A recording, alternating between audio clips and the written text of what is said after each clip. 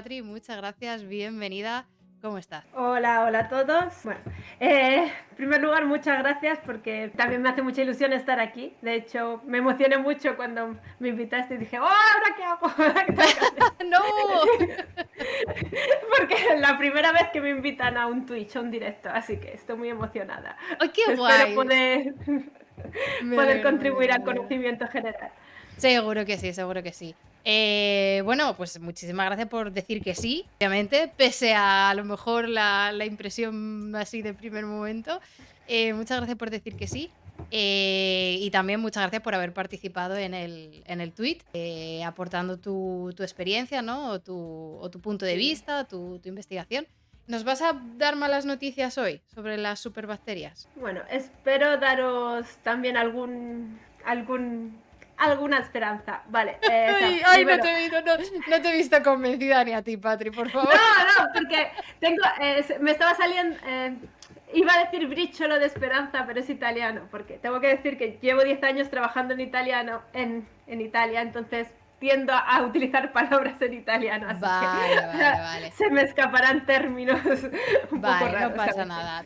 Te los entendemos. Tenemos un chat muy internacional. Tú di lo que quieras, alguien te Perfecto, entiende. perfecto. Vale, pues cuéntanos un poco primero qué has estudiado, a qué te dedicas, danos un poquito de contexto y luego ya vamos a las pandemias y futuros inciertos. Vale, a ver, yo he estudiado biología en Alcalá, estudié biología hace muchos, muchos años. Luego hice la tesis doctoral en la Universidad Complutense en la Facultad de Veterinaria. Y ya empecé a estudiar la zoonosis, digamos, bacterias que pasan de los animales al hombre. Hice mi tesis en Clostridium difficile. Y luego hace pues como 10 años, 11 años, encontré trabajo en Italia, en el Centro de Referencia para la Antibiótico Resistencia, y aquí estoy, en el Centro Nacional de Referencia para la Antibiótico Resistencia para Italia, porque existe un centro de referencia para cada país europeo gestionados por el centro. Como centro de referencia, por ejemplo, hacemos el monitoreo, que se llama, que es controlamos las resistencias en las poblaciones animales.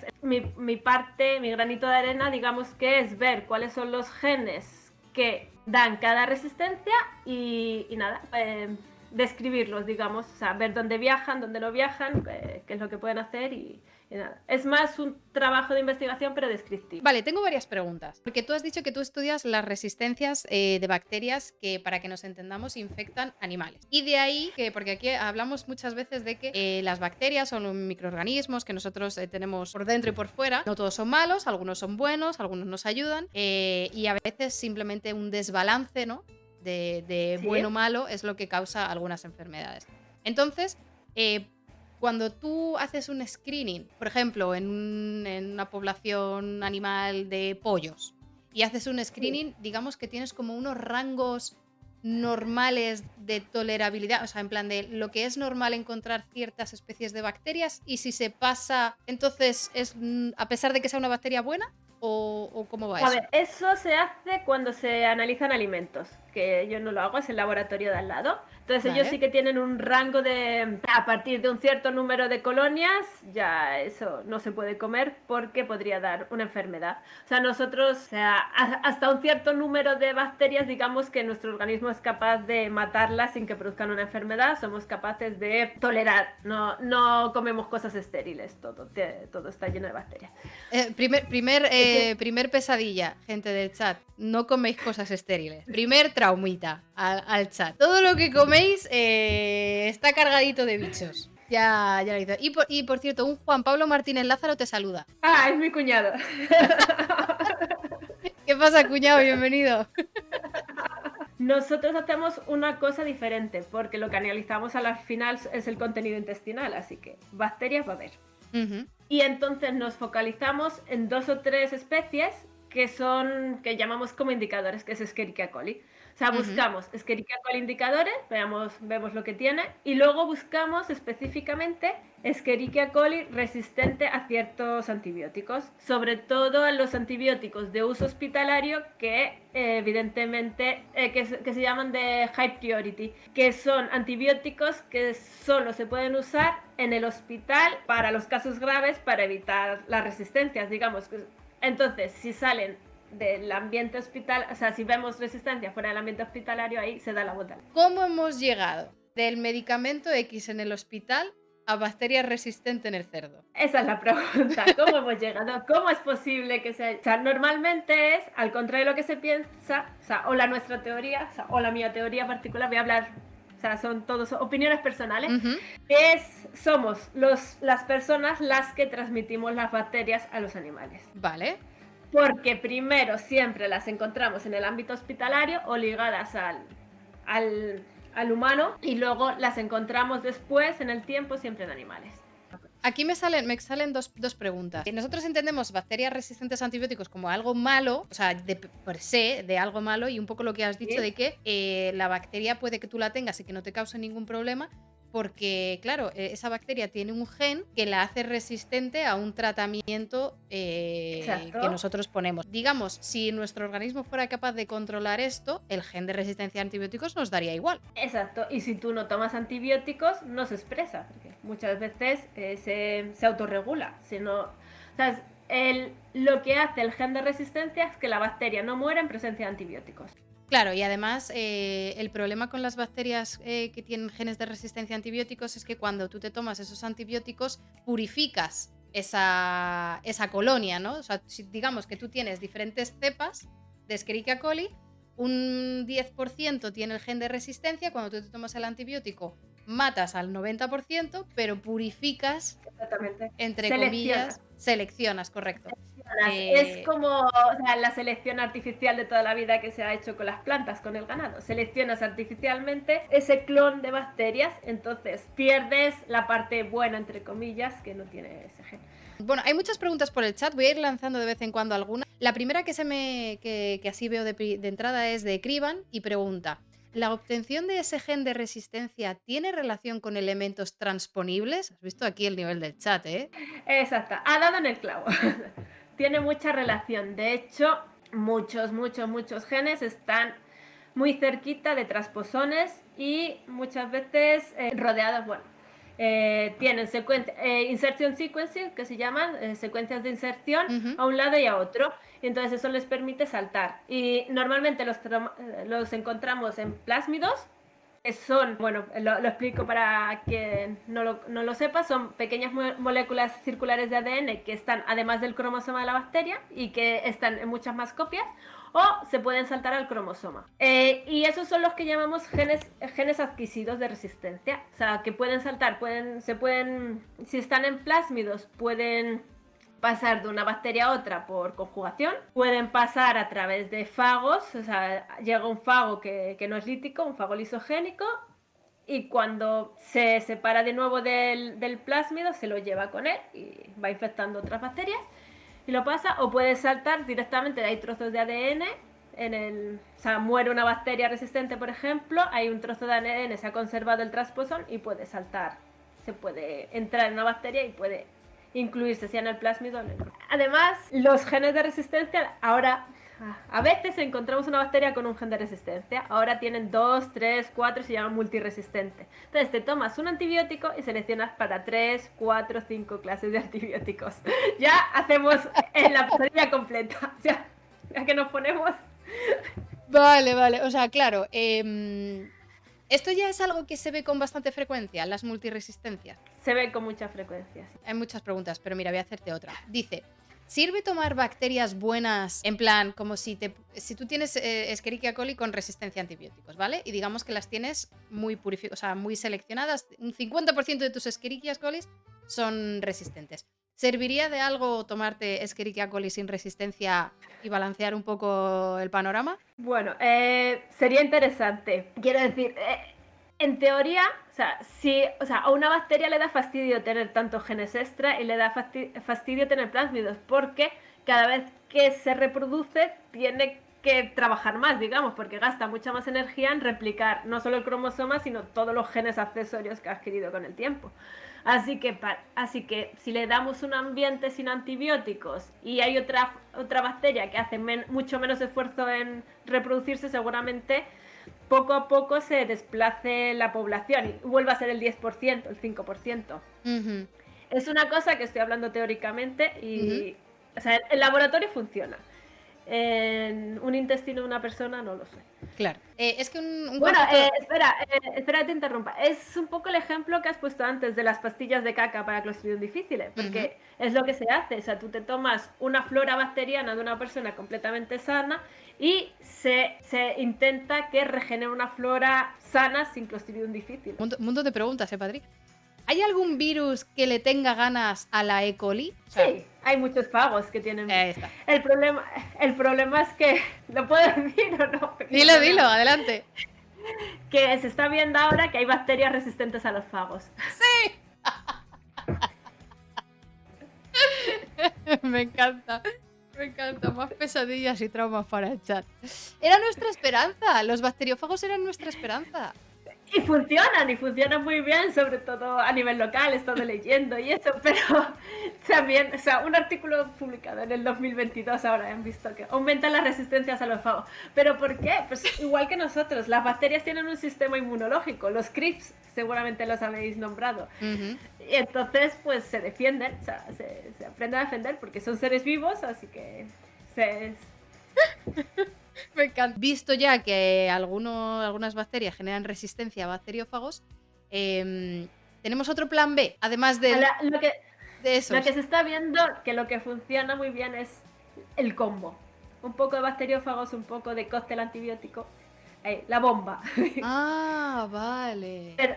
Pero el plan B sería reducir el consumo de antibióticos, que es lo que siempre insistimos. Parece que nos repetimos como un disco duro, pero es reducir consumo de antibióticos. Ya. Sí que es cierto que ahora, además, Ali seguro que nos puede confirmar esto, pero ahora sí que lo incluyen también en práctica, por ejemplo, un enjuague antibacteriano antes de las visitas al dentista, por ejemplo, que claro, que yo entiendo que cuando tú tienes que hacer una intervención en el dentista que es un poco más seria, un poco más invasiva, estos enjuagues pueden prevenir infecciones bastante serias que además pueden volverse sistémicas, o sea, entiendo el uso. Pero claro, si tú eso se lo das a cada paciente que se hace cualquier mínima intervención antes del dentista, ya solo sea por probabilidades.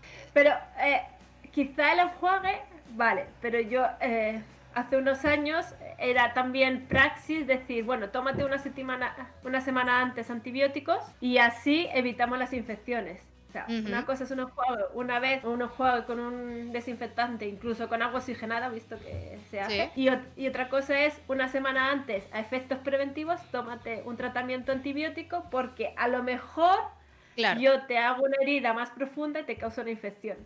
O sea, entonces, una de las cosas, digamos, que podemos empezar a implementar ya, que además es relativamente sencilla y que puede ayudar bastante, es reducir el consumo de antibióticos. Sí. Así como concepto general. Pero si te mandan un antibiótico porque tienes confirmado que tienes alguna bacteria rondándote, te lo tomas todo el tiempo que te diga el médico que te lo tienes que tomar. Vale. Hasta que se mueran todas. Correcto, porque vale. A veces también sucede, eso es una cosa, que con poca concentración de antibiótico no se mueren, se quedan un poco así, pero si aumentas la concentración de antibiótico se mueren. Entonces, también por eso se dice de tomar cada 8 horas, cada 6 horas, para mantener la concentración de antibiótico en sangre siempre al mismo nivel, para que no os baje y entonces sí que seleccionas, porque tienes menos concentración y ahí aprovechan un poco para hacerse más fuertes, digamos. Vale, más preguntas. Dice Kriban, para la identificación de los genes de resistencia, ¿los hacen a través del análisis metagenómico o por medio de un pangenoma de las bacterias? ¡Wow! Vale.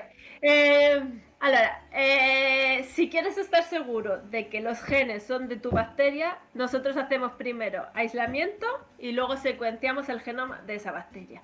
Vale. Se puede hacer también a través de metagenómica, que simplemente consiste en coger toda la flora, extraer el DNA, el ADN que está dentro y buscar los genes de resistencia. Pero así no sabes exactamente si pertenecen a la bacteria que tú estás interesado o no. A lo mejor encuentras un gen de resistencia en, no sé, X a una molécula, pero la bacteria patógena que te está causando la enfermedad no lo tiene y no te interesa. Eso se hace mucho con estudios, pues, cuando se estudia, ahora, porque ahora está muy de moda la metagenómica, la pangenómica, todo eso, y se hace mucho para hacer estudios, digamos, de veamos cuántos genes de resistencia encontramos en la población en general, veamos. Pero si tú te estás enfrentando a una bacteria en concreto, se mira esa bacteria. O sea, cuando yo pienso en genes de resistencias a antibióticos en bacterias, yo me imagino la placa de agar, o sea, la placa donde tú creces las colonias, le pones el disco que está empapadito en el antibiótico y tú miras si se forma un círculo vacío o no. Eso lo confirmáis, ¿no? O sea, eso se puede realizar para confirmar que el gen es activo. Vale, sí, se hace líquido, en terreno líquido, ahora ya está todo muy automatizado, ya venden placas con los antibióticos a diferentes concentraciones que ya lo miran directamente, es automático, ya se ve si hay crecimiento o no hay crecimiento, se incuba con cantidades conocidas de la bacteria de interés en cada poceto. Sí, en cada pocillo, ¿no? Bueno, en cada well, sí, cada pocillo, gracias. Y se ve si crece o no crece. Entonces se establece la MIC, que se llama, que es la concentración mínima inhibitoria. Y entonces existen estándares internacionales que te dicen que si esa MIC indica que es resistente o que es sensible al antibiótico. Vale, tengo 4 preguntas de Lu, pero voy a intentar combinarlas, ¿vale? Para que sean un poco así. Dice, una de ellas decía que si la única forma de luchar contra las bacterias resistentes era desarrollando nuevos antibióticos o si hay plan B, y ya hemos hablado de que hay algunas alternativas.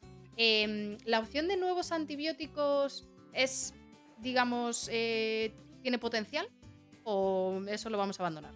Ahora, no lo sé, no trabajo en casas farmacéuticas, sé que no invierten tanto dinero porque lo que se ha visto es que si antes las resistencias tardaban 10 años en aparecer, ahora tardan 6 meses. Así que la compañía farmacéutica no consigue sacar beneficio de los 10 años de desarrollo clínico que ha hecho. Claro. Entonces invierten menos en nuevos antibióticos. Se intentan buscar otras cosas nuevas, digamos, se han estudiado los óleos esenciales, se buscan plantas, se buscan cosas, pero no hay nada, o al menos que yo conozca, no hay nada ahí seguro que... Vale. Otra pregunta que hace Lu es un poco sobre la vía de transmisión. ¿Cuál es la principal vía? Que, bueno, tú, como has dicho que estabas estudiando animales, que en concreto, por ejemplo, los perros tenemos contacto por todas las vías posibles. Pero ¿cuál te da a ti la sensación o cuál crees tú, o si tienes datos, que es la vía más frecuente de esta transmisión de entre especies, digamos, o entre seres humanos o entre animales? ¿Respiratoria, Bueno, contacto fecal-oral? Luego está la transmisión de los genes. Entonces, por ejemplo, Klebsiella pneumoniae, que produce neumonía, pero a lo mejor los genes de resistencia los ha adquirido de un Escherichia coli o de... Eso pasa. Tengo otra pregunta, pero claro, esto es una noticia. Ahí es un titular que decía: las superbacterias ya matan más que el SIDA, la malaria y algunos cánceres. Puede ser. No lo sé, no sé los datos, pero sé que es un problema a nivel sanitario, sí. Claro, es un problema es que cuando hablamos de que es la próxima pandemia, esto se lleva diciendo mucho tiempo. Esto no es ahora que es que parece que están de moda las pandemias, no, esto se lleva diciendo mucho tiempo de el próximo gran problema sanitario será la resistencia a antibióticos, hasta que llegó el COVID y dijo, espérate un rato. Espera, me toca a mí. Claro, espérate un rato que tal, pero esto se lleva viendo desde hace años, no es nada nuevo. Sí, se lleva viendo desde hace años. En el ámbito hospitalario, desde hace mucho tiempo tiene el problema. Y ahora lo que pasa es que está saliendo del hospital. Y entonces nos estamos dando cuenta de que no hay antibióticos. O sea, el problema es que o sea, digamos así, está muriendo gente de enfermedades que hace 20 años se curaban.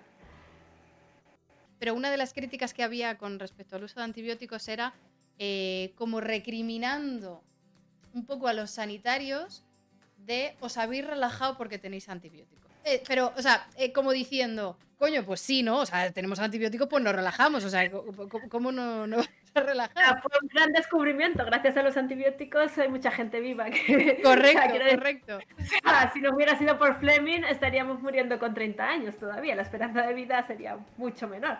Claro, Pongamos claro. las cosas en contexto. Entonces, es Pero una relajación merecida y ganada, ¿no? O sea, porque los hemos usado. O sea, si no los hubiéramos usado, no habría resistencias. por cierto, han canjeado en el chat puntos para hidratación. Quiero decir que si tienes agua, si necesitas coger cualquier cosa, en cualquier momento paras, bebes, vas a por lo que quieras. Que la gente del chat se preocupa de que estemos hidratadas y no desfallezcamos en esta charla tan intensa. Otra pregunta, además esta la he sacado de Twitter, que también han dejado preguntas por ahí. Dice, ¿podemos crear superbacterias inocuas para nosotros, pero capaces de protegernos contra infecciones? O sea, el darle la vuelta a la tortilla y coger estas superbacterias a nuestro favor. Vale, se está trabajando en ello. Vale, lo que están haciendo es utilizar la tecnología CRISPR-Cas, que lo que hace es reconocer secuencias y cortar muy específicamente, y se están utilizando para eliminar los genes de resistencia de las bacterias, de las clones con resistencia para eliminar. Pero no sé a qué punto están los estudios. O sea, seguramente en vitro ya lo han publicado, pero seguramente tengan que seguir trabajando en ello. Pero claro, ¿no sería más interesante solamente cargarte? O sea, lo puedes hacer con ese target, ¿no? Que solamente seleccione las que son resistentes. Eso sería de estudiar, no lo sé.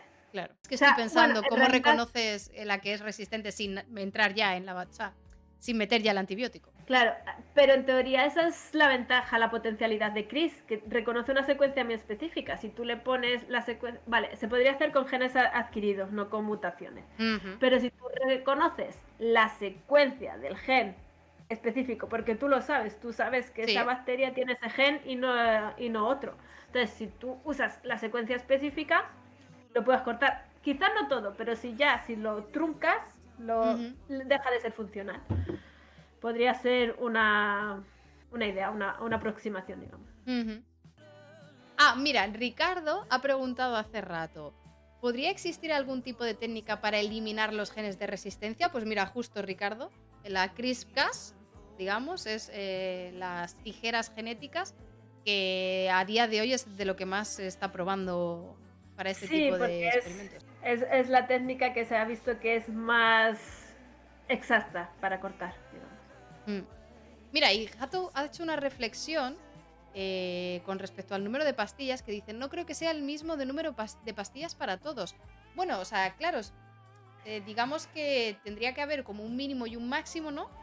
En el que, en los estudios, ¿no? Para decir, mínimo tienes que tomarte tal concentración tantos días para asegurarte de que acabas con X número de bacterias y luego ya por encima de eso ya no sería muy beneficioso. Pero sí que es cierto que, no sé qué opinas tú con el tema de antibióticos, pero muchas veces la farmacología o cuando hacen farmacokinetics, o sea, estudios de cómo se asimila un medicamento, muchas veces se encuentra que hay diferencias entre hombres y mujeres, hay diferencias entre la edad, hay diferencias entre el metabolismo, hay diferencias en absolutamente todo.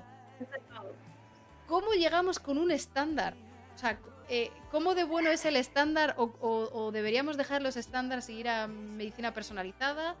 ¿Qué opinas con esto? Vale, seguramente el método más seguro es en vena, porque ahí sabes que llega todo lo que veces llega.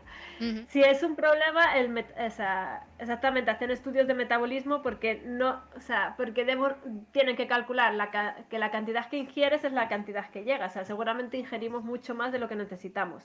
Y de que no se disuelva en el estómago, llegue en la forma correcta para que sea activo. O sea, de hecho muchas veces no tomamos antibiótico, tomamos un preantibiótico que se corta y se vuelve la forma. A ver, sí, la medicina personalizada sería guay, pero no todos tendrían acceso. A mí me preocupa esa parte de que, o sea, no todo el mundo podría tener acceso a un estudio personalizado, su cuerpo, cómo actúan esos antibióticos en su organismo para tener el tratamiento más adecuado.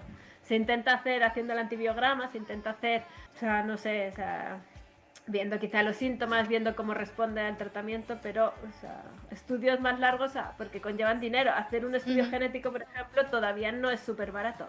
Están bajando mucho los precios, pero no está al alcance de todos todavía, o no es fácilmente... O sea, no está ni al alcance de todos los usuarios ni al alcance de todos los hospitales. Correcto. Justo había una pregunta de Criban con respecto al biofilm. Dice, el estudio del biofilm también se realiza ya que la interacción entre las bacterias puede potenciar que una bacteria aumente su población, bla, bla, bla, bla, como las bacterias de los dientes, por ejemplo, pone Criban en este caso. Vale, se estudian las bacterias que crean biofilm, se estudian. Yo no, en mi caso, yo me quedo con Escherichia coli, Salmonella, Campylobacter, un poco Staphylococcus. Staphylococcus produce biofilm, pero no lo estudiamos. Pero sí, sé que se estudia y que, bueno, no puedo decir mucho más. Sé lo que he dicho, las interacciones que se protegen y que pueden crecer en todos los sitios. Por ejemplo, un ejemplo absurdo, se pueden producir biofilm en los microplásticos del intestino de los mamíferos marinos. Vale, primero, ¿qué es un biofilm? Un biofilm es como, o sea, las bacterias crecen juntas y entonces crean como una microcapa que con sustancias que se protegen entre ellas. Lo estoy explicando muy muy banalmente, pero nos sirve, maravilloso, nos sirve. Vale, entonces hacen piña y crean como un escudo. Entonces, por ejemplo, un antibiótico, él tiene mucha más dificultad para pasar por ahí. Y ejemplos de biofilms como has dicho, en microplásticos de intestino de mamíferos, por ejemplo. Por ejemplo, o sea, en los mamíferos marinos ahora se está estudiando mucho los microplásticos, pues una de las cosas que se ha visto es que se crean biofilm en los microplásticos del intestino. Pero ejemplos, en una infección de Staphylococcus se puede crear un biofilm. Vale, entonces, claro, los biofilm es un mecanismo natural, ¿no? De convivencia entre diferentes especies de microorganismos. Tendrá sus beneficios para las bacterias. En este caso, si una de las bacterias que forma parte del biofilm tiene resistencia a antibióticos, es una putada para nosotros. Sí, suele ser de la misma especie, suele ser las bacterias de la misma especie. Sí, bueno, aparte ya el biofilm en sí mismo es una resistencia, porque crea una barrera física. Ah, vale, claro, no penetra igual, claro. Que es como una matriz extracelular. Vale. Ya que vamos a ir cerrando, quiero preguntarte un poco, en concreto, cómo tu investigación nos ayuda a crear conciencia, entiendo, dar las alarmas, ¿no? La alerta de, oye, que aquí hay una resistencia. Obviamente eso es una aplicación directa, ¿no? Lo detectamos hoy y esto se pone en marcha mañana. Pero quiero preguntarte un poco tu investigación en el centro en el que tú participas. ¿Cómo nos puede ayudar de aquí a 20 años donde las resistencias a antibióticos estén everywhere? Y te hago un ejemplo que a mí me parece, un ejemplo de Italia, porque trabajamos aquí, que me parece muy, muy esperanzador. Hace uno de los últimos antibióticos que se han sacado al mercado, la colistina, se vio enseguida que había un gen adquirido que se llama MCR. Y la han probado en todo el mundo y muchas variantes. Pues empezamos a estudiar la presencia en Italia y vimos que había aumentado un montón. Dimos la alarma a las autoridades sanitarias y se prohibió vender esta molécula en las granjas, en las factorías. Y hemos visto que se ha reducido el número de bacterias con este gen de resistencia. Se ha reducido, o sea, brutal, o sea, se ve, ha caído en pico. Vale, este es un ejemplo, o sea, es muy, muy, muy bonito porque era un gen que había aparecido hacía poco, todavía no se había juntado con otros genes, con lo cual era fácil que la bacteria dijera, bueno, me sobra, es una carga más, pero se puede hacer, o sea, es reduciendo la cantidad de antibióticos o los tipos de antibióticos, poco a poco la población se autorregula, como un ecosistema cuando hay un incendio, o sea, tarda un tiempo, obviamente, pero se va autorregulando, digamos. ¿Qué tiempos, qué timing fue esto? Esto fue, el artículo está publicado en 2016, 2018, pero sí, es reciente. Vale, o sea que hay esperanzas de si sale algo super heavy, paramos máquinas y puede ser que se vea una mejoría. Afortunadamente, con las cosas nuevas se puede hacer porque tenemos tiempo de respuesta antes de que se estabilice. Con las cosas que ya están estabilizadas desde hace tiempo, que ya son integrones, se llaman integrones porque están súper integrados ya las bacterias, pues podemos hacer menos. O sea, esperar que la bacteria piense, uff, qué carga tan pesada, vamos a eliminar estos genes, o sea, se autorregula sola, espera. O sea, siempre van a quedar porque, o sea, una población, para la sobrevivencia de la especie tienes que tener un poco de toda la población, ¿no? Individuos de un tipo, individuos de otro tipo, y siempre va a haber una pequeña porcentual que tenga esa característica, pero no va a ser excesiva, vamos a poder controlarlo, vamos a poder limitar esa presencia. Bueno, o sea, me parece bastante más esperanzador de lo que yo hubiera... No sé si nos has mentido, pero me parece bien, ¿eh? Si nos has... El artículo está publicado de MCR1, o sea, la presencia de MCR1 Escherichia coli en Italia. La otra parte del estudio no está publicado. O sea, en ese publicamos que había muchos, pero el año siguiente, cuando hicimos el monitoreo, vimos que se había reducido muy, muy, muy drásticamente. Y dijimos, wow, o sea, funciona. O sea, nos dio esperanza a nosotros. Dijimos, sirve para algo todo lo que hacemos. ¡Qué bien! Encontrasteis el propósito de vuestro trabajo, ¿no? En plan de bien. No nos pagan por divertirnos aquí con los genes y tal, ¿no? O sea, sirve para algo. Oye, me parece súper guay. Te voy a pedir, Patri, si tienes el enlace de este paper a mano en algún momento que tengas, si me lo puedes pasar para compartirlo por el Discord. O sea, no hay prisa, ¿eh? No hay prisa. Cuando te acuerdes... Te lo busco con calma. Sí. Y nada, cuando quieras, tengas un ratito, ya, o sea, han quedado muchas preguntas que no te he podido preguntar. Pues encantada, buscamos otro hueco y me autoinvito. Sin problema, solo tienes que decirlo y aquí te esperamos. Vale, pues muchas gracias y nada, un abrazo a todos. Muchas gracias. Chao.